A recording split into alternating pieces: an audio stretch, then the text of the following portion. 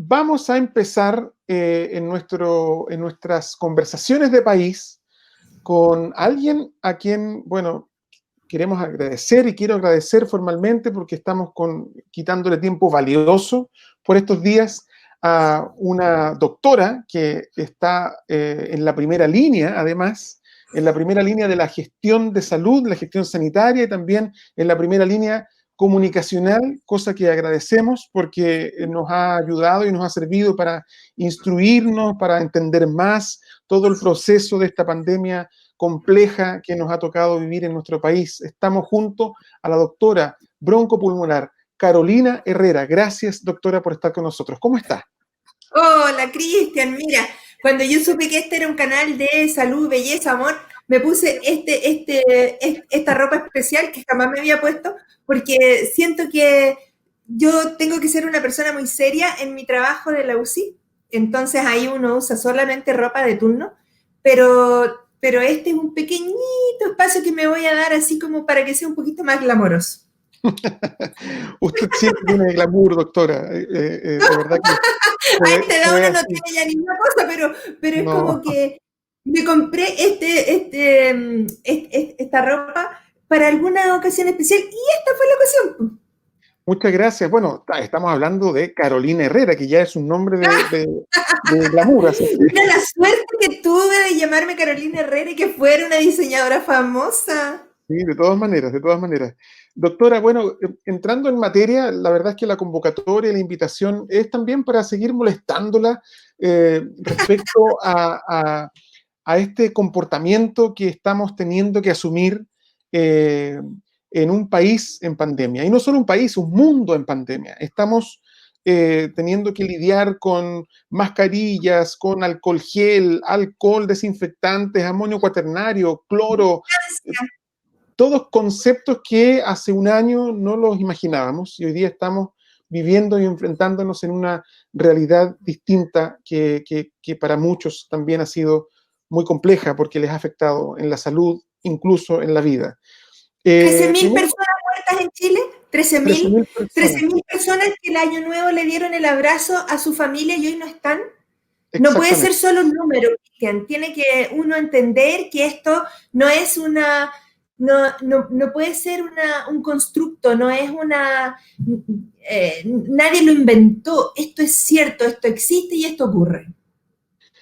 Y como no pueden ser un número y como no pueden ser solamente cifras, por estos días parece que nos estamos alegrando con las cifras que parecen estar muy buenas o mucho mejor, lo que es muy bueno, Paremos ahí, pero paremos ahí. Porque paremos ahí. cuando yo le digo a mis pacientes de la UCI que un paciente está mejor que ayer, es la diferencia estar en el fondo del mar o estar un poquito más cerca de la superficie. En ningún caso significa estar bien, en ningún caso significa estar sano y en ningún caso significa estar a salvo. Eso es muy importante porque la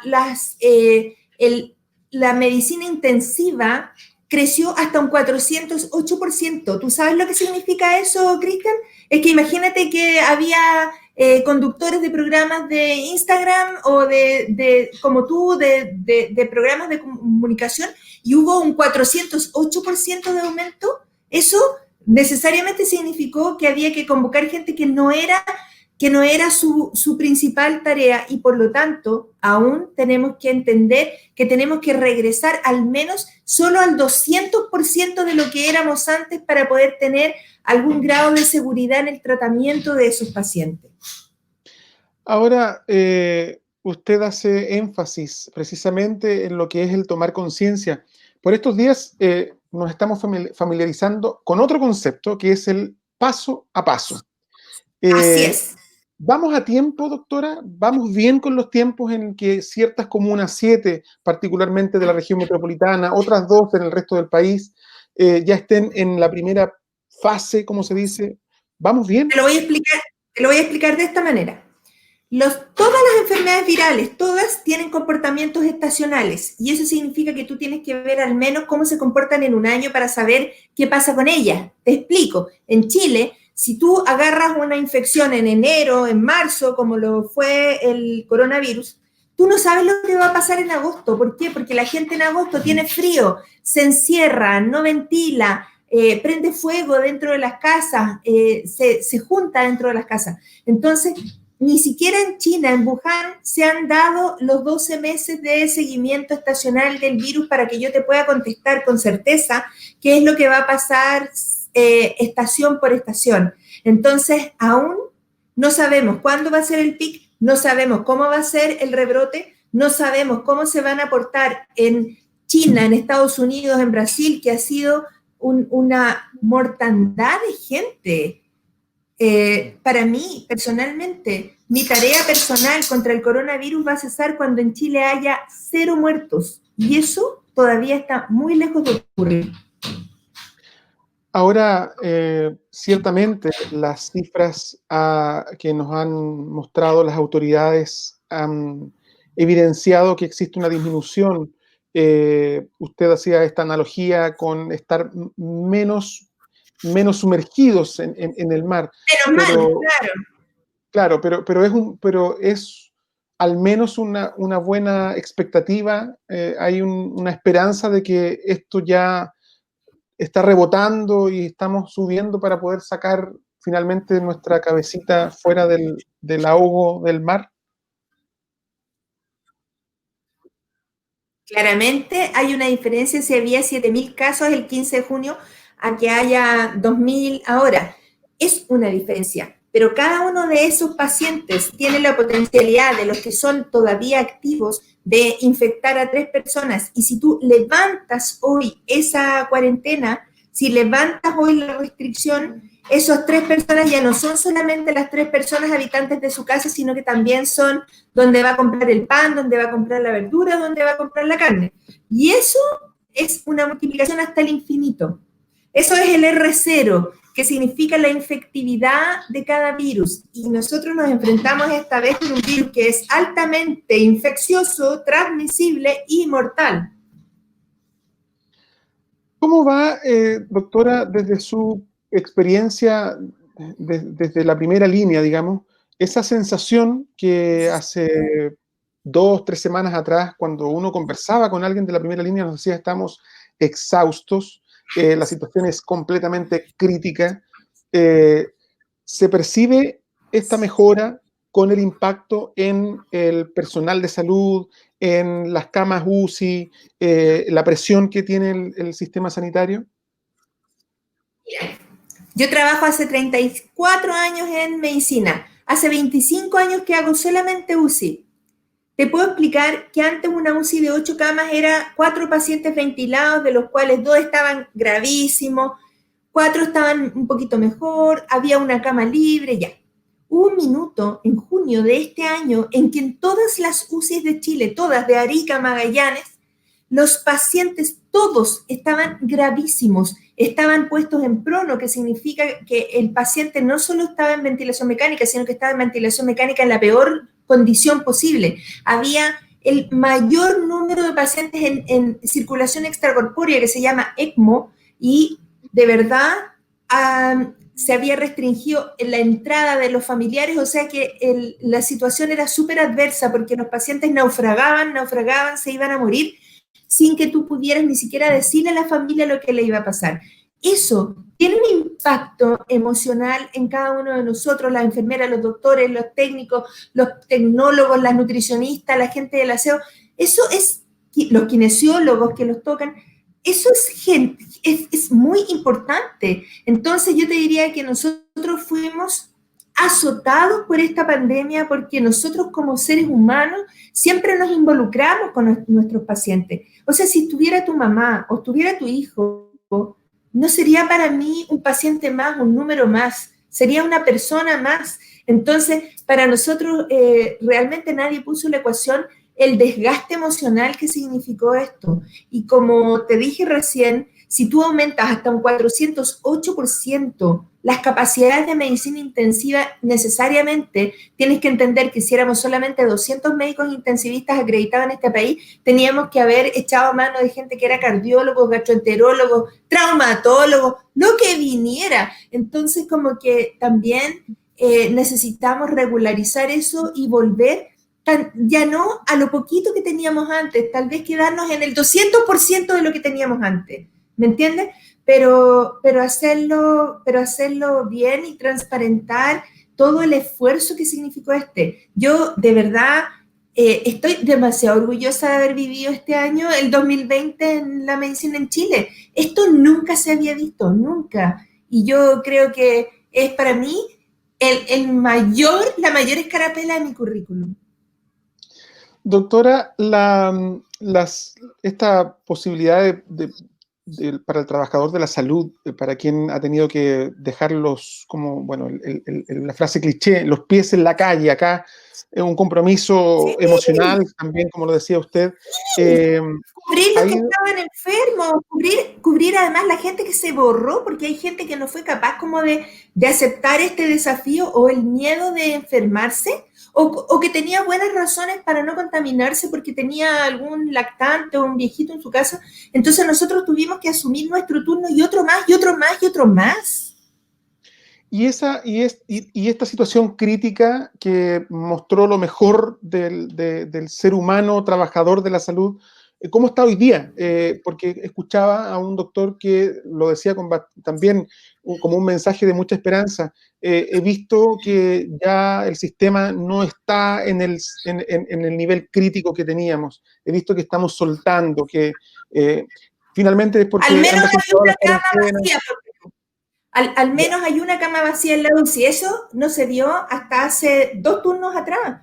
Estuvimos desde marzo, pero graves, 8, 8, 8, 8, y ocupando otras unidades, pabellón, el intermedio quirúrgico, la urgencia, el pasillo de la urgencia. Entonces tú dices, necesitamos como ir bajando, bajando, bajando, bajando esa demanda extra hasta llegar de nuevo con los pacientes graves a la UCI. Porque también te quiero decir una cosa, Cristian, tú no tienes por qué saber, pero resulta que cuando un paciente antes tenía una neumonía, uno lo tenía ventilado, le daba antibióticos porque sabía que los antibióticos le hacían bien a los gérmenes, lo despertaba y el paciente salía. Pero resulta que esta enfermedad no tiene tratamiento, no tiene ningún tratamiento. El coronavirus no tiene ningún tratamiento. Entonces uno pone al paciente en ventilación mecánica para esperar que su organismo genere anticuerpos, le dé la pelea, salga adelante. ¿Y qué es lo que pasa? Pasan 2, 3 semanas, 2 meses y el paciente, cuando empieza a salir adelante, es una huila, los músculos no responden, no puede tragar, está traqueostomizado, tiene una cánula en el estómago para alimentarlo. Esos pacientes van a ser una carga sanitaria espantosa, gente joven, así joven y sana como tú. Imagínate lo que va a significar eso para poder rehabilitar esos pacientes a futuro. ¿Estamos preparados, doctora, para eso, para lo que viene? Usted hablaba recién. Olvídalo. No estamos No, preparados. no estábamos preparados ni siquiera para los pacientes críticos crónicos antes y vamos a estar preparados para ahora. ¿Por qué te digo esto? Porque 1/3 de los chilenos se muere de accidentes cerebrovasculares. Los accidentes cerebrovasculares dejan a la gente sin poder comunicarse, sin poder tragar, sin poder sentarse. Entonces a esos pacientes los traqueostomizábamos, les poníamos una cánula para que se pudieran alimentar directo al estómago y todo. Y resulta que no tenemos capacidad para mantenerlos en sus casas. Entonces, los hospitales mantenían a esos pacientes por el tiempo indefinido hasta que o se mejoraban o se morían. Esto, te puedes imaginar, todavía no existen las cifras, yo no he escuchado las cifras de quiénes han sido los sobrevivientes de los casos más graves y qué es lo que va a pasar con ellos. Porque si tú vives en una casa con el sueldo mínimo, con el mínimo del mínimo, y tienes un paciente grave que requiere oxígeno, que es carísimo, y vives en un 4º piso en una población en Puente Alto, no hay ni una posibilidad que te lo puedas llevar para tu casa. Ni una. Ahora, doctora, usted hace una descripción de lo que es vivir en Puente Alto, de lo que es vivir en el Chile común, en el Chile hacinado incluso. ¿Cuál cree usted que podría ser una medida paliativa para poder decir si hay que cuidarse? Por ejemplo, compras en el supermercado. ¿Cuál es un protocolo ideal? Restringirlas. Yo he redescubierto el negocio a la esquina. ¿Qué es lo que tú necesitas para vivir? Tomates, papas, porotos verdes, zapallo, choclo, ya. Para hacer tu comida todos los días. no necesitas ir al supermercado varias veces a la semana, necesitas ir al negocio de la esquina y sería. Una de las cosas maravillosas que esta pandemia me ha entregado es redescubrir lo natural, lo que estaba a la mano. Tu felicidad está en almorzar con tus hijos y almorzar lo que, de hecho nos estamos convirtiendo, estamos transitando hacia el vegetarianismo y al veganismo. Yo dejé de comprar carne por ahí por enero, incluso antes de la pandemia, porque mi hijo es vegano. Y funciona, y yo he bajado como 10 kilos de peso solamente con eso. Entonces, otra cosa que hacemos es que no prendemos la tele a la hora del almuerzo y entonces conversamos. Y hay muchas cosas que tú puedes rescatar de la vida cotidiana si uno pone la atención en eso. Hay una oportunidad ahí, doctora, porque precisamente usted recién decía, es el cuerpo el que se defiende. Ahí está el Sí, medicamento, ahí está el antídoto para defenderse del coronavirus. No hay un medicamento o un tratamiento externo. Y bien ahora hace el link con la alimentación. ¿Qué tiene que cambiar en nuestra alimentación, en nuestra cotidianidad, para poder enfrentarnos mejor ante una eventual enfermedad como esta? mira, Cristian, yo en este momento me voy a cubrir la cara. De la pura vergüenza. ¿Por qué? Porque en 15 años en Chile se triplicó la diabetes. Se triplicó la diabetes, pasó de ser del 4% al 12%. ¿Y qué hicimos los doctores? Nada. ¿Qué pasó ahora que nos pilló la pandemia con 79% de obesos y sobrepeso en Chile? Obesos y sobrepeso. Gente que no hace jamás un ejercicio, pero no porque no pueda, sino que, o sea, no porque no quiera, sino que porque no puede. Si tú viajas desde La Pintana a Loarnechea, si viajas desde Maipú a Las Condes todos los días, no sé, hora y media para allá, para acá, ¿a qué hora vas a hacer ejercicio? Entonces yo como mujer, como madre, como dueña de casa, te puedo decir que realmente aquí necesitamos una redefinición de lo que es la felicidad en nuestro país. Y la felicidad en nuestro país no es endeudarnos, no es ponernos que compremos el último modelo de celular, de televisión, de lavarropa, de no sé, lo que sea, sino que disfrutar de lo sencillo. Una hora más con tus hijos es mucho más importante que tener el último modelo de celular. Entonces creo que la felicidad, que es esa diferencia entre lo que tienes y lo que quieres, tiene que achicarse. Si yo quisiera, por ejemplo, ser becada de Oxford hoy día a esta edad, eso nunca va a ocurrir, entonces nunca podría ser feliz. Más bien lo que quiero es conocer a mi nieta que van a hacer en octubre. Y eso está ahí. Esa va a ser mi felicidad. Parece que la felicidad, cuando está presente en la vida del ser humano, incluso mejora tus defensas. Podría ser que el hombre y la mujer más feliz del mundo podría enfrentarse cara a cara con el coronavirus y no va a pasarle nada. ¿Cómo se alimenta esa felicidad? Ya partiendo de la base de que la relación con la familia es importante, pero en lo social, doctora. Hay un malestar social por estos días. ¿Cómo cree usted que podemos hacer los chilenos para poder mejorar nuestro índice de felicidad desde lo social? Primero, levantar la alfombra y ver cuál es la tierra que hay debajo. Espérate un poquito que voy a abrir la puerta, si no estos perros no nos van a dejar hablar.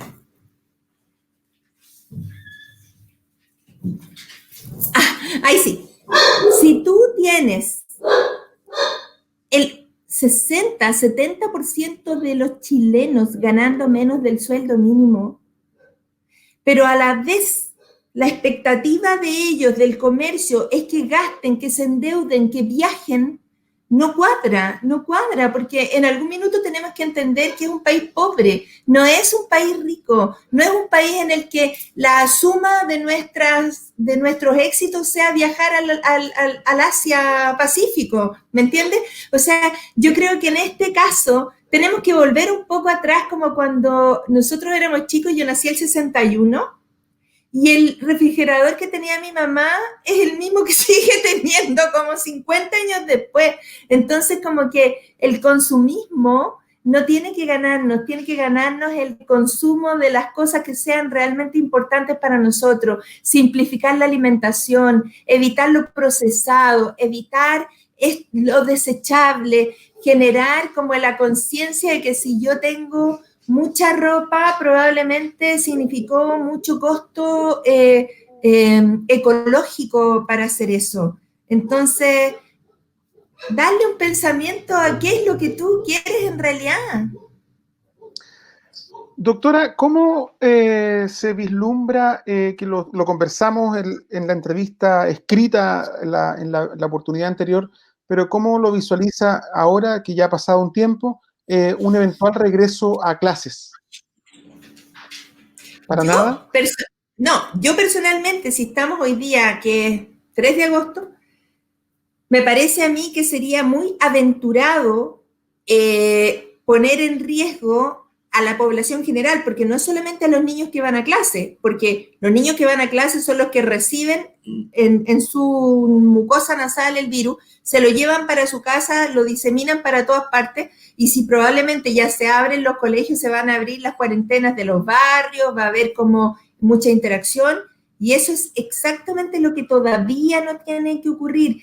Fíjate que cuando esta es la primera vez que Chile enfrenta una pandemia de coronavirus, tiene que ser súper prudente. Y esa prudencia tiene que decir, ok, si realmente le levanto la cuarentena a Ñuñoa, por ejemplo, que estuvimos en cuarentena 4 meses, pero veo que hay un aumento de casos, no, ni una duda de volver a restringirnos. Porque para que todo el mundo sepa, no es que el virus se vaya a ir, el virus se va a quedar, el virus ya está en la bacteriología de nuestra humanidad. Lo que tiene que ocurrir es que la enfermedad grave no le dé a muchas personas en simultánea porque no tendríamos cómo pelearla. Entonces, por eso es que tenemos que ir modulando las respuestas a estas medidas de transición, de la apertura inicial, de la apertura más grande, y ser obedientes en eso. Y yo no denostaría a la población diciéndoles, ay, qué porfiados son, no sé qué, porque yo creo que el esfuerzo mayor que tiene que hacer la autoridad sanitaria es en educación, decir cómo lo tiene que hacer, no enojarse porque la gente hace fiestas, si no le has dicho que no haga fiestas, ¿me entiendes? Creo que la educación es muy importante en este momento. Ahora, cuando revisamos el comportamiento de la comunidad, ha pasado que durante las cuarentenas hemos tenido episodios y casos de quienes, quizás por un tema de necesidad, de ir a buscar ganarse el pan, digamos, con el que pueden Claro. entrar a la olla. Ya, pues, entonces tú tenías que haber sabido cuánta gente se gana el pan al día saliendo de su casa a hacer sopaipillas o vendiendo sándwich en el barrio República todos los días. Tienes que entender que eso es la realidad con la que tú estás viviendo. Este es un país pobre, no es un país de clase media. Por favor, que alguien le dé un pensamiento a eso. Entonces, toda esa masa de gente que vive al día, que no tiene ni previsión, que ni siquiera podía sacar su 10% porque no tiene ningún 10%, es algo que tenemos que empezar a mirar como sociedad. Y de verdad, yo llevo 34 años trabajando como médico, tengo mi previsión, qué sé yo, pero yo pienso, ¿y alguien que no tiene nada, de qué va a vivir cuando ya tenga 65 años y es mujer igual que yo? ¿Quién le va a pagar su día a día? Entonces, ¿qué? ¿Va a tener que trabajar hasta los 85? A mí estas cosas me preocupan, de verdad. Yo creo que necesitamos hacer una reflexión, un nuevo pensamiento, pero no lo necesitamos hacer desde el punto de vista político partidista, lo tenemos que hacer desde un punto de vista técnico, en el sentido de poder asegurarle a todo el ser humano que viva en este país una vivienda digna, una comida digna, una salud digna hasta el día que se muera. Para eso, ya vamos a volver al tema de educación porque quedaron algunas cosas pendientes, pero para eso, a propósito de lo que usted plantea, que estamos a poco tiempo de un plebiscito, doctora. ¿Cuáles son sus expectativas como mujer, como trabajadora de la salud, ahora como una comunicadora también? ¿Cuáles son las expectativas, doctora? para Yo ese no sé si plebiscito. soy una comunicadora. Yo lo único Absolutamente. no, no, no, sí, mira, yo no hago consulta, yo no gano nada con estar en la visual de las personas, no, no gano personalmente, es una cosa como de emoción. Siento que es necesario que alguien le explique a la gente con palabras técnicas, en castellano sencillo, las cosas que pasan con esta pandemia. Tú sabes que yo fui, y ese era mi mayor orgullo profesional, yo fui presidente de la Sociedad Chilena de Enfermedades Respiratorias en el año 2010 cuando se aprobó la ley de tabaco. Y cuando tú vas a comer a un restaurante y nadie fuma al lado tuyo, yo estuve ahí.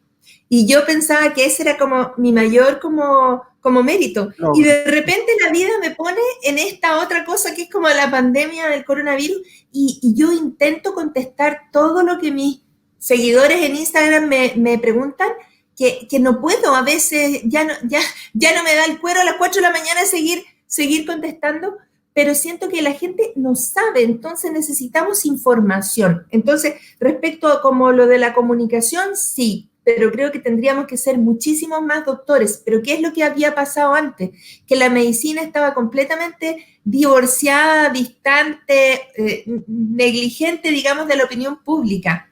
Entonces yo siento que ahora estoy muy contenta porque siento que esos mundos se encontraron, que la información médica ahora es bien valorada por la opinión pública y la opinión pública busca opinión seria médica, pero en palabras simples. Entonces, si me preguntas a mí, ¿en qué estoy yo de todo eso? Yo en este minuto lo único que quiero es que la gente tome sus decisiones informada. Si alguien quiere no usar mascarilla, bueno, allá ella, pero tiene que saber cuál es el riesgo para esa persona, para su mamá, para su papá, para su hijo. Y respecto del plebiscito, doctora, le preguntaba, ya más allá de tener claro cuál es su afán, que llega un poco por consecuencia a transformarse en una comunicadora que es como un codificador entre lo que es lo técnico con lo ciudadano. Pero como mujer y como profesional, ¿cuál cree usted que podría ser esencialmente el cambio que se produzca en el próximo plebiscito? También desde este sentido crítico que usted tiene, de que somos un país pobre, que no estamos preparados, por ejemplo, para atender lo que es el proceso de recuperación post pandemia, eh, etcétera. ¿Cuál es, cree usted, ese mundo Cristian, ideal que tenemos que construir? te lo voy a contestar en dos palabras. Cuando yo estudiaba medicina, nosotros pensábamos que la úlcera péptica, ¿cierto?, se curaba suspendiendo el café. Y resulta que es una enfermedad bacteriana que se mejora con antibióticos. Plop. Entonces, lo que hay que hacer ahora es que si uno tiene una constitución y tiene una oportunidad de cambio, tiene que cambiarla si ya tiene argumentos para cambiarla. O sea, creo que está de cajón. Ahora, el cómo hacerlo el día del plebiscito y tal, es que tiene que ser, pero impecable en el sentido de mantener la distancia física de las personas, usar mascarilla, proveerles alcohol gel, la gente tiene que salir con las manitos lavadas, no tiene que perder tiempo en conversar entre ellos, sino que ir, votar y volver a su casa muy tranquilos todos.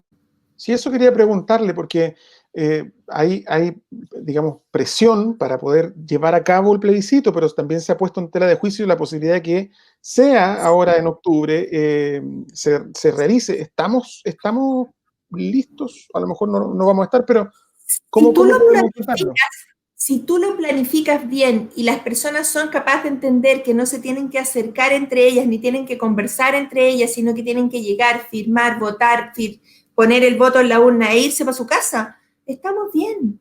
Ya. Creo que es a ver, yo creo que estábamos en un proceso tan complejo en Chile que amerita que se haga ese plebiscito, como en Estados Unidos va a haber una elección de presidente, o sea, las se tienen que seguir dando todas las necesidades republicanas de elección de representantes, de presidentes, de constitución y todo. Debe ocurrir eso. Lo peor que podría pasar es que no ocurriera, porque eso es solo echarle más benzina a la hoguera. Entonces, siento que tenemos que refrescar el ambiente, y refrescar el ambiente es hacer las cosas con los nuevos antecedentes que tenemos. Te lo vuelvo a repetir, si yo siguiera tratando la úlcera péptica evitándole el café a la persona y no dándole antibióticos, estaría haciéndolo negligentemente. Si efectivamente en este país lo que necesitamos es una nueva constitución, dale. Si eso es lo que la gente va a votar, dale. Que se haga la votación, eso es lo más fácil, en forma muy controlada. Perfecto, me queda claro entonces, con todos los cuidados, con la responsabilidad individual y también la colectiva. Por supuesto, y es mucho más fácil hacer una votación y una elección un día, que me parece que era el 25 de octubre, ilumíname, Sí, 25 de octubre. que mandar no sé cuántos estudiantes a clases todos los días desde no sé cuándo. O sea, yo diría que en este país no debería ocurrir en este año que los estudiantes volvieron a clase, pero sí tendría que ocurrir que hubiera un plebiscito bien planificado, muy, muy, muy centrado en la seguridad bacteriológica de la votación y dale, y respetar el resultado. Y que la gente vote, porque después, ¿para qué se queja si no vota? Claro, hay un tema ahí con la participación, porque la Constitución podría quedar incluso igual como está o peor si es que no hay participación ciudadana. Te voy a contar una anécdota. Yo tengo 59 años y pasé sin votar, no sé, desde el año 73 hasta el año 89, no sé cuántos años. La primera elección de presidente que hubo, yo me fui con un pan de Pascua y una Coca-Cola a las 7 de la mañana a parar a la cola por si no llegaba algún vocal de mesa para quedarme de vocal de mesa yo, porque yo quería estar en esa instancia y yo creo que eso es lo que tenemos que favorecer, que la gente se involucre con los cambios en este país. Doctora, volviendo al tema del regreso a clases, para mí como apoderado, 2021, como papá, 2021. 2021, pues ya, Sí. nos olvidamos de 2020. Si no hay todavía una vacuna al próximo año, Es que no va a haber todavía. No va a no va haber a haber todavía. No, a marzo del olvídate. próximo año, no va a haber. No, las vacunas tienen 3 fases, que son la fase 1, que es la de la seguridad, la fase 2, que es la de la efectividad, la fase 3, que es la de la inmunogenicidad. Y solamente después de que tú pruebas que algo es inmunogénico, o sea que inyectarte la vacuna realmente te va a activar los anticuerpos, tiene que venir la autorización. Primero, la comercialización de la empresa, que hay 137 vacunas que están en carrera. Después, que se autorice, imagínate, un gran laboratorio. Luego que el Instituto de Salud Pública, el ISP, autorice esa vacuna y que el Estado genere el Programa Nacional de Inmunizaciones para la vacuna, para el coronavirus COVID-19, y que la gente se vacune y que después de vacunarse la gente genere anticuerpos que van a pasar otro mes, entonces créeme que eso no va a estar para marzo. Entonces, ¿qué es lo que tiene que estar para marzo? Lo que tiene que estar para marzo es una redefinición de cómo vamos a hacer las clases. No podemos, imagínate lo que te voy a decir, no podemos tener a los niños comiendo juntos.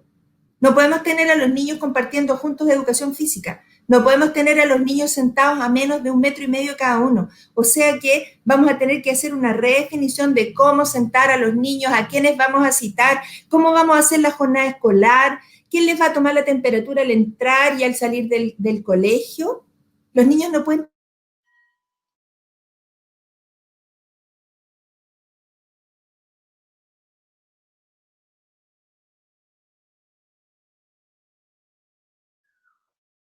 Hola, hola.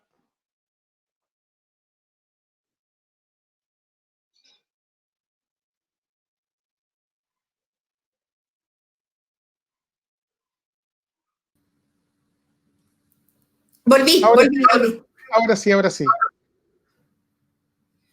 Entonces, ¿qué te Estamos decía en recién? las clases, los protocolos que se requieren. Necesitamos darle garantías a los apoderados, garantías de que los niños, por el hecho de ir a clase, no se van a infectar o que no van a ser vectores que van a traer hacia su casa el coronavirus. Ahora, doctora, según lo que hemos visto que ha pasado en otros países donde primero llegó el coronavirus, específicamente China, bueno, en Europa en general. Japón, que ahora lo Japón. volvieron a cuarentenar. Claro, eso quería preguntarle, el riesgo de rebrotes eh, Existe. existe incluso más allá de lo que es la época, con el calor. Absolutamente. Sí, lo que pasa, querido Cristian, es que el frío hace que tú no abras las ventanas, porque obviamente que en el invierno uno no tiene las ventanas abiertas, ¿cierto? Pero eso sí hace que tú recircules el virus más frecuentemente entre las personas. Ya hay estudios que dicen que si tú sientas en un restaurante a 10 personas que son de distintas casas, van a contaminarse si tú usas aire acondicionado. Entonces hay que tener mucho cuidado con eso. Pero no es que el virus cambie o que mute o que tenga un diferente comportamiento si es invierno o verano. El que tiene diferente comportamiento es uno. Entonces en el verano tiene las ventanas abiertas, come afuera. O sea, si nosotros pudiéramos empezar las clases, voy a inventar una estupidez, en diciembre, enero, febrero, en donde pudiéramos hacer clases al aire libre, sería fantástico porque como que le ganaríamos tiempo al invierno. O sea, el aire libre es una buena cosa, Sí, salir al patio, si es que se tiene patio, dar una vuelta de manzana si es que no hay mucha gente, si estamos autorizados. sí, el aire libre está perfecto. Si lo que no tiene que ocurrir es que convivan personas que hablen, por ejemplo, en una misa, en un culto, en un concierto, en un partido político, en una reunión social, juntos cerrados en un lugar. Lo que no debe ocurrir acá, y perdóname que te diga esto, Cristian, es que la gente comparta la mesa de aquí hasta diciembre. No se junten en el 18 de septiembre a comer un asado, no se junten en la Pascua a abrir los regalos, no se junten en el Año Nuevo, porque todavía en ese tiempo, lo dijo ya la Organización Mundial de la Salud, esto tiene para mucho. Entonces, volvemos a exponer a las personas que están inmunológicamente vulnerables. Yo, por Doctora, ejemplo, después de 4 meses de estar peleando ahí con pacientes súper graves de coronavirus, no tengo anticuerpos. O sea que siempre han sido efectivas las medidas que yo he tenido de protección personal, pero sigo vulnerable. le queremos agradecer, doctora, todas estas recomendaciones. Una última cosa que es muy doméstica. Eh, Cloro, amonio cuaternario, alcohol gel, alcohol puro. Todas las anteriores. Todas las Agua, anteriores. agua, jabón gringo, no sé si existe todavía, pero jabón Popeye, lo que sea, que te saque de la superficie corporal los gérmenes. Mira, yo he visto maquilladores del Canal 13 con las manos hechas llagas por extremo uso de alcohol gel, y en realidad lo que se necesita es que si tú estás en tu casa, lo que vale es ir lavando y limpiando las superficies de lo que viene desde afuera, pero no necesitas 50 lavados. Ahora, si tú trabajas, no sé, de cajera en un supermercado, ahí sí que necesitas lavarte las manos muchas veces porque tienes mucha exposición cruzada. Y por eso es que la llamada es, si le levantaron la cuarentena en estas 7 comunas, como la mía, que es Ñuñoa, no se junte con el vecino hoy día. No haga la mesa del teclub. No haga asado este 18, por favor. Si tiene un cumpleaños, el cumpleañero no puede soplar la vela, porque si él es el PCR positivo va a enfermar a todos. Esto es de lógica básica. Y vamos a tener que estar bien acostumbrados, o sea, vamos a tener que acostumbrarnos, porque a veces hasta uno olvida que hay cosas que no se pueden llevar a la boca, que no se No puede puede hacer. haber chorrillanas así compartidas, porque en el fondo si tú comes y tú eres PCR positivo y tu hermano no, lo vas a enfermar. Entonces hay que ser como lógico en esto. Doctora Cristian, Carolina Herrera, gracias porque me gracias, encantó esta conversación. gracias por su tiempo, gracias por su buena disposición. Nosotros felices de tenerla todos los días acá, porque vamos a tener que ahí estar concientizando permanentemente para poder ganarle al coronavirus y salir bien después que todo esto pase. Un Gracias, beso. un abrazo y a cuidarse mucho. Muchas gracias, doctora. Chao, los auditores.